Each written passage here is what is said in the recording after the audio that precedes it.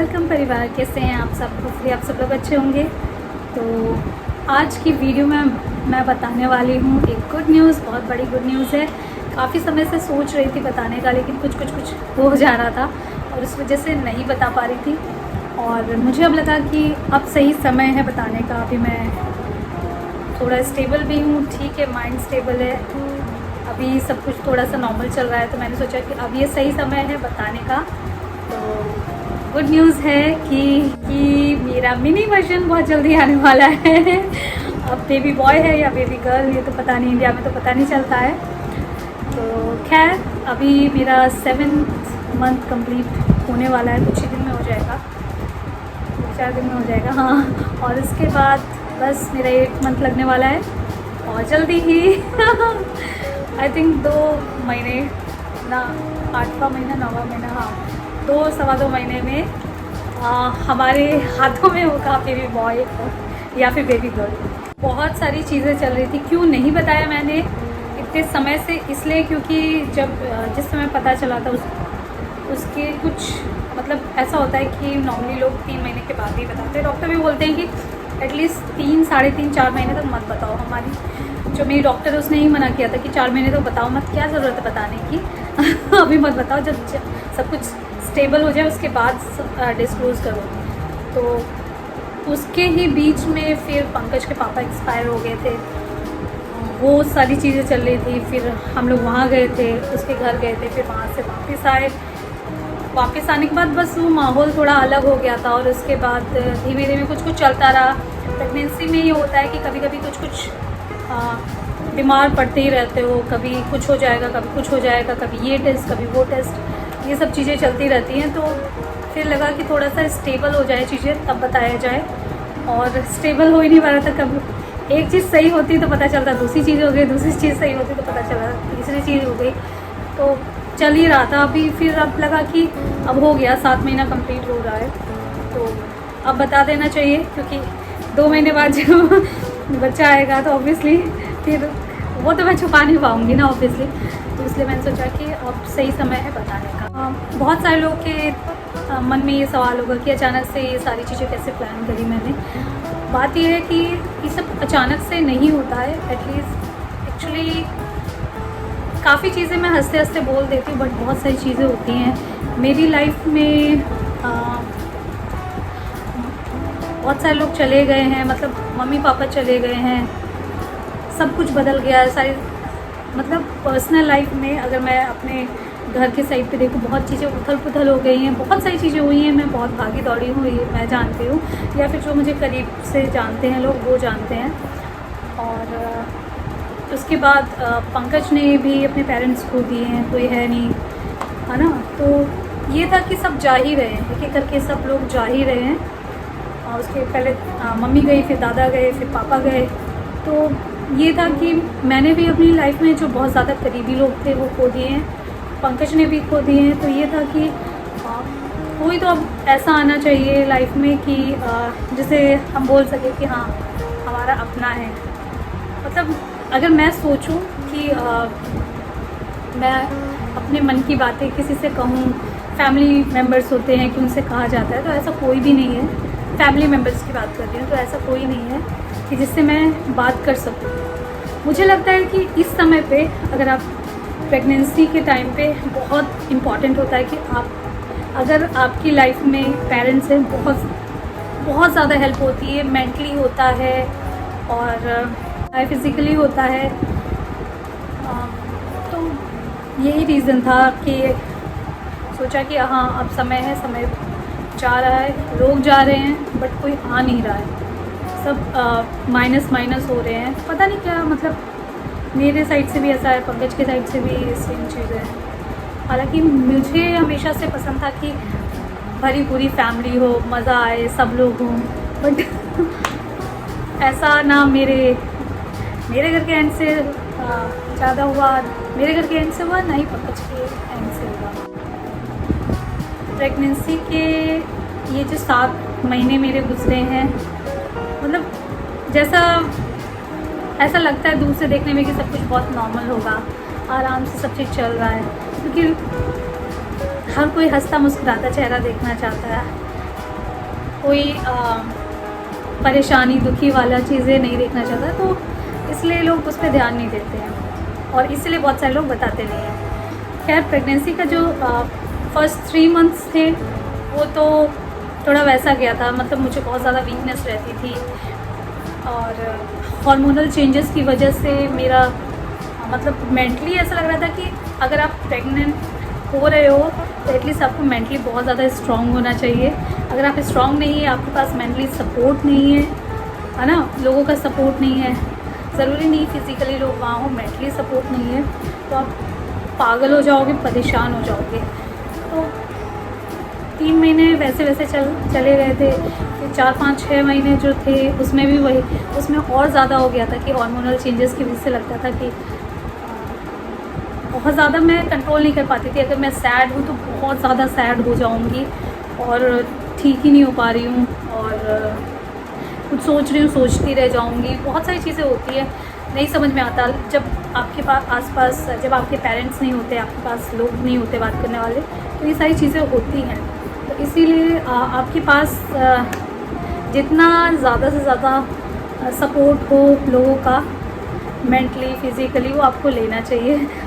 सबके केस में ऐसा नहीं होता है और अच्छा है जिसके केस में ऐसा मिलता है। और अभी मैं हंसते हंसते बता रही हूँ, बट जब मैं अलग बैठती हूँ तब वो अलग ही मेंटली चीज़ें चलती रहती है, वो अलग ही रहता है। तो कभी कभी रहता है कि हाँ, पूरे घर में आपको अजीब सा लगता है कि हाँ बस क्या करो, किसी से बात कर लो, किसी से शेयर कर लो, तो वो सब नहीं हो पाता है। मतलब प्रेगनेंसी में हार्मोनल इसकी वजह से, डिसबैलेंस की वजह से ये सारी चीज़ें होती हैं।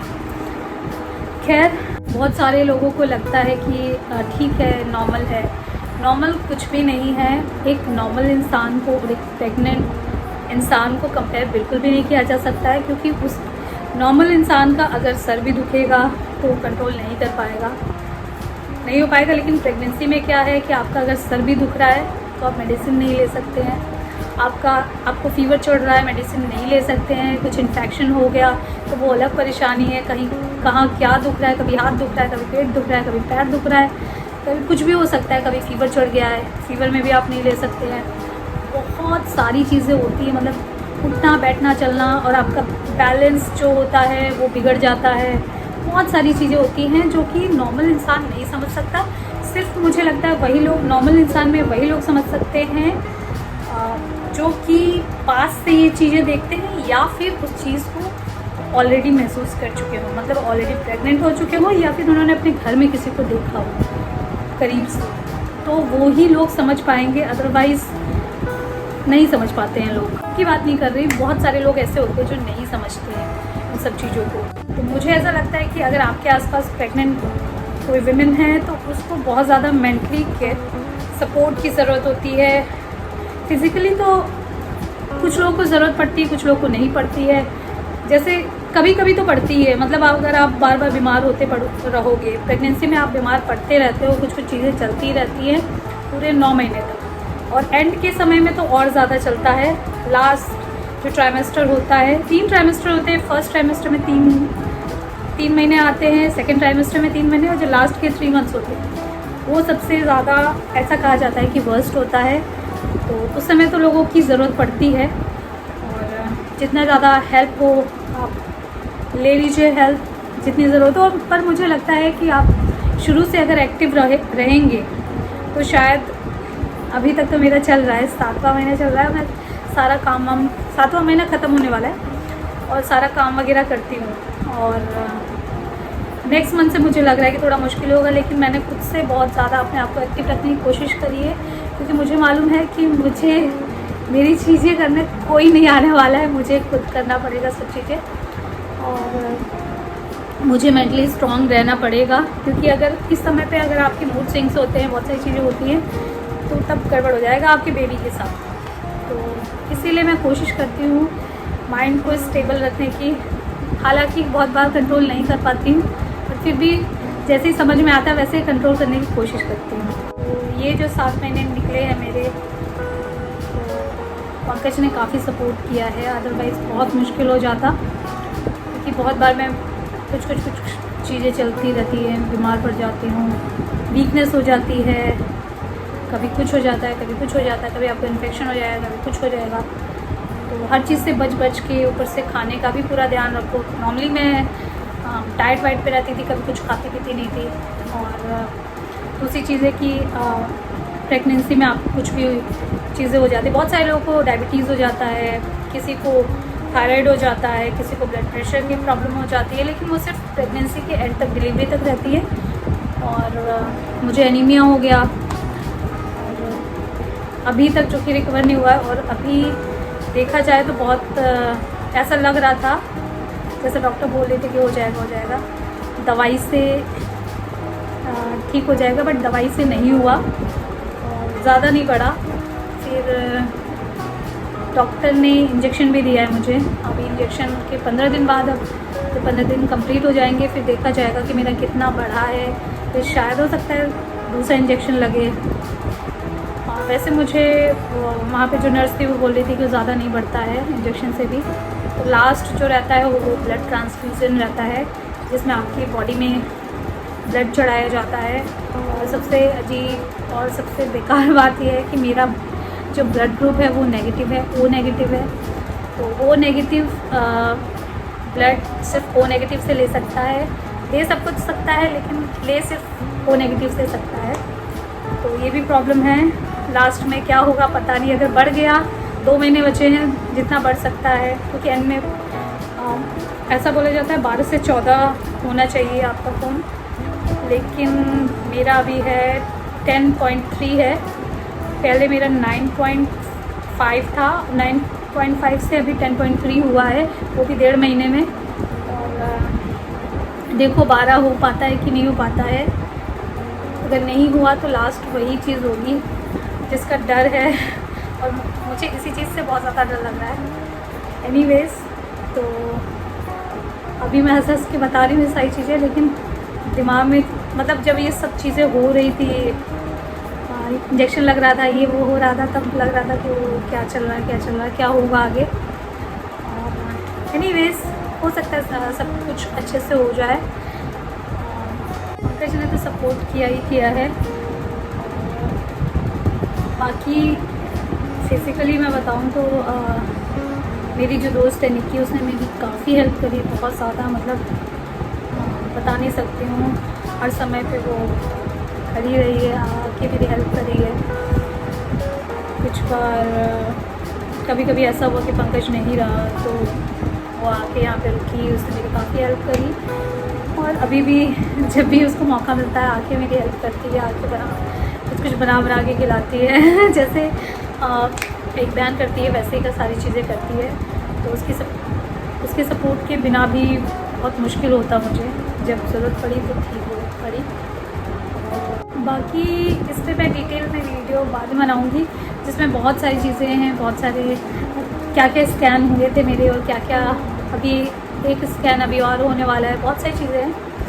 तो वो सब मैं आपके साथ शेयर करूँगी, मेरी जर्नी कैसी रही, और क्या क्या मैंने खाया पिया, क्या सही किया, क्या गलत किया, और सारी चीज़ें जो है वो सब मैं आपसे किसी और दूसरे वीडियो में शेयर करूँगी। क्योंकि एक ही वीडियो में सब बताना बहुत मुश्किल हो जाएगा, बहुत बड़ा वीडियो हो जाएगा। लोग कहते हैं कि इतना बड़ा वीडियो मत बनाया करो, नहीं देखा जाता, तो इसलिए थोड़ा कम ही वाला वीडियो बनाती हूँ। बाकी कुछ कहना चाहते हैं तो आप कमेंट कर सकते हैं। बाकी बस आप लोगों का बहुत सारा प्यार, सपोर्ट, आशीर्वाद सब कुछ चाहिए, ताकि सब कुछ अच्छे से हो जाए। प्लीज़ प्रे करिएगा सब कुछ अच्छे से हो जाए, और जितना मेरा समय बचा है वो अच्छे से निकल जाए। वैसे तो मैं मोस्टली पॉजिटिव ही सोचती हूँ, पॉजिटिव रहती हूँ, हमेशा ये कोशिश करती हूँ पॉजिटिव रहूँ। तो उस वजह से मुझे लगता है कि हाँ, कुछ जो गड़बड़ होने वाला होता है वो सब पॉजिटिव होता चला जाता है।